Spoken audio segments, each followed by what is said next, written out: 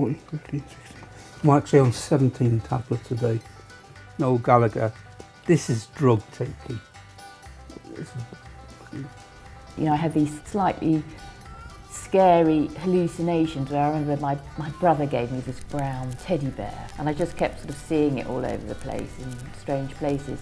Maybe that was in some way my subconscious kind of warning me, you know, be careful, you could do something silly here. The process of actually lying on a slab made me feel a bit like I was being laid out in a morgue. To be honest with you, I was terrified.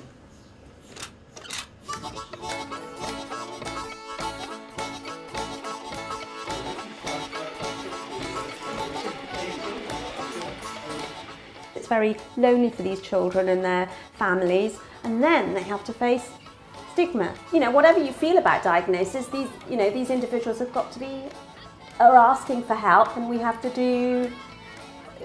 to apply evidence-based knowledge to help individuals and recognise as a society that being judgmental is really not very helpful for these children or their families. Hi Barry, 9:15. I've had 5 really bad days and I'm feeling quite bad. It's been unusual to have 5 bad days on the trot. I'm hoping that I feel better tomorrow. Don't know whether it's because of the Newsnight thing going out tonight. Other issues, I don't know. I've just had 5 bad days. Still feeling a bit anxious about how the film's going to be cut and just trying desperately to get to the next day. Just trying to prepare myself for the Newsnight broadcast. So I'll sign off now and say see you later. But tonight and later this week, our science editor, Susan Watts, brings news of medical developments which promise a revolution in the way many mental illnesses are treated and so literally may offer the promise of life over death. The statistics are shocking. 1 in 4 of us will suffer some form of mental illness during our lifetime. And mental illness costs lives. 1 in 6 people with bipolar disorder or manic depression will kill themselves.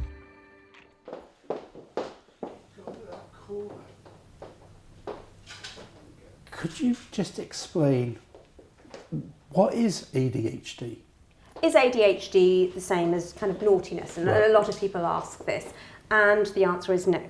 ADHD is one of the neuropsychiatric disorders. It falls under the group of what we would call early onset disorders. Like for ADHD, by definition, the problems have got to be there and causing problems before the age of 7. There are 3 main sorts of features of the disorder. First of all, there's like very marked hyperactivity.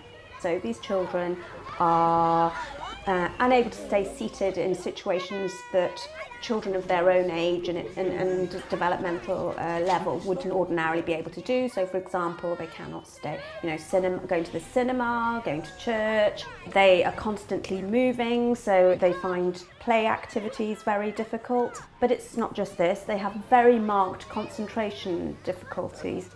And of course, once they reach school, that causes major problems with learning and education, even when they're they can be very bright.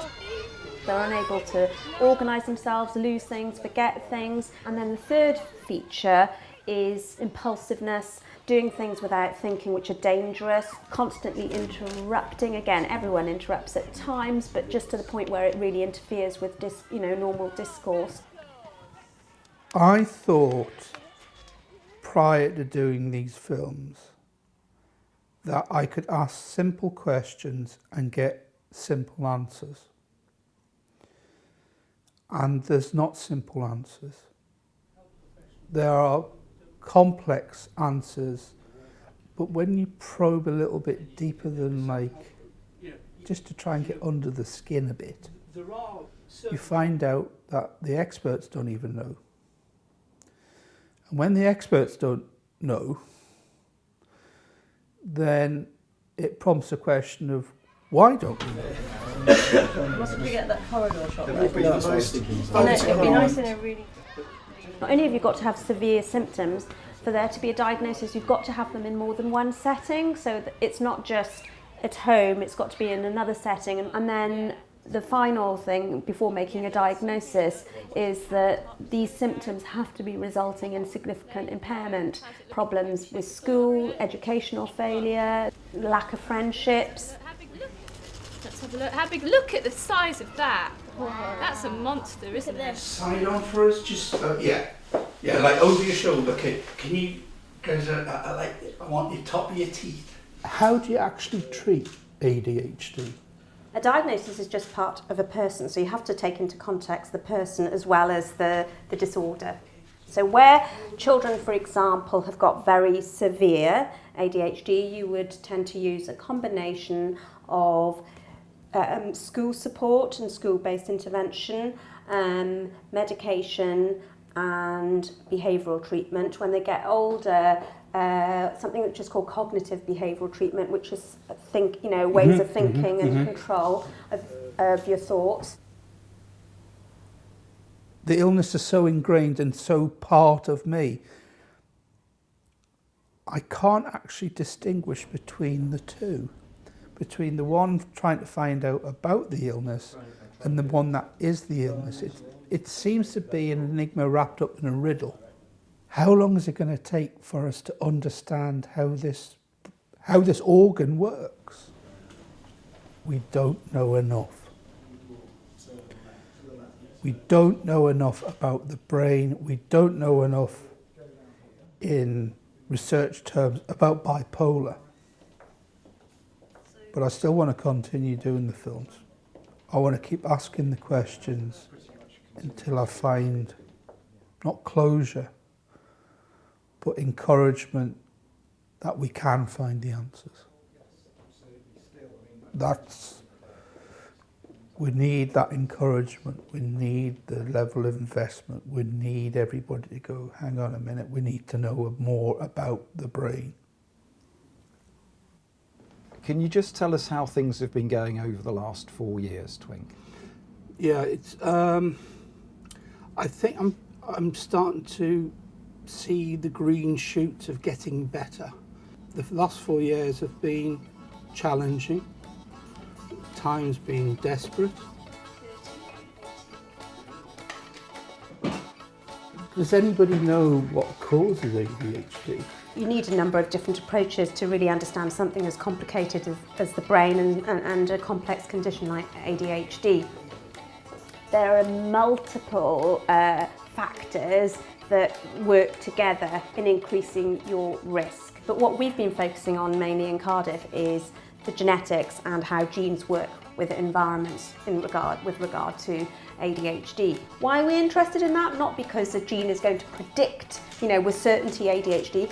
It will hopefully give us clues about the underlying brain processes and biology, and give us clues then as to how it arises and clues for future interventions. It's like having a little window into the brain and then working out what sorts of how it arises and what makes it worse. It's me then. Great, thank you. Strikes me that we know very little about the brain. Yes, absolutely.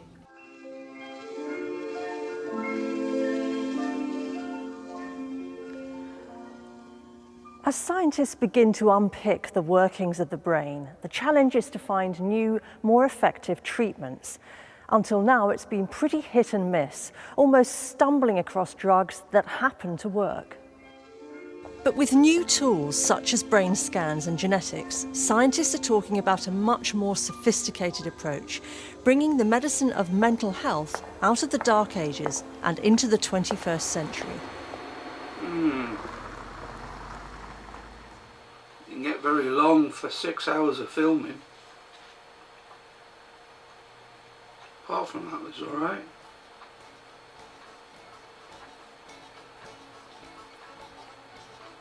How will it go down with the mental health community?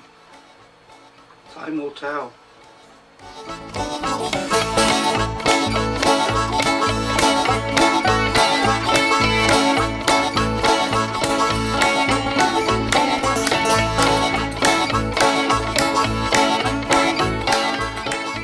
I saw my sister a few months ago, and she says, I was talking about doing the album and stuff, and she says, "Oh, do you not remember Ali Bali? Your mum used to sing." And I got up on the internet and I started strumming the chords, and I broke down. Not surprisingly, you're much more likely to develop post-traumatic stress disorder after some traumas than you are after others. So, for example, rape, a horrific traumatic event, is the trauma that most research shows is most likely to result in you developing PTSD. So some studies have shown that over 80% of people who are raped go on to develop post-traumatic stress disorder. Right, Anne, I promise me to do one thing. On your way to work, when you come back from work, you play a Tin Stone CD in your car. That's the only way to get it into your subconscious.